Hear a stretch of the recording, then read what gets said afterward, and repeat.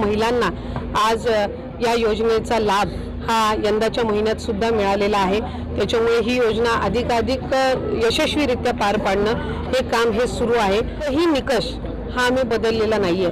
जो शासन निर्णय आम्ही जुलै महिन्याच्या कालावधीमध्ये गेल्या वर्षी निर्गमित केलेला होता, त्या शासन निर्णयाला धरून जी आहे ती त्या ठिकाणी ही योजना सुरू आहे। एकही निकषामध्ये अगदी शब्दाचा सुद्धा बदल हा केला गेलेला नाहीये। हे मला आपल्या माध्यमातून निश्चितपणाने लाडक्या बहिणींना सांगावंसं वाटतंय।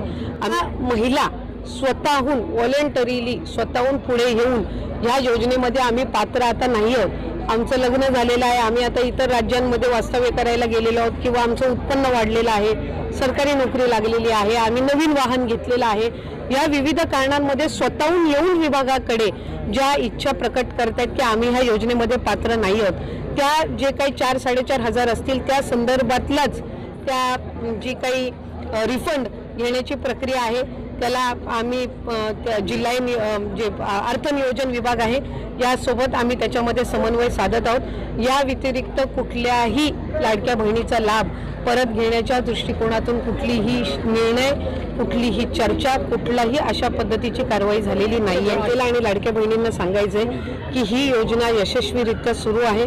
कुठेही आम्ही कुठल्याही पद्धतीने जबरदस्ती कोणाचा लाभ मागे परत घेण्याच्या संदर्भातला कुठलाही निर्णय घेतलेला नाही आणि त्या संदर्भातली कुठलीही कारवाई करण्यात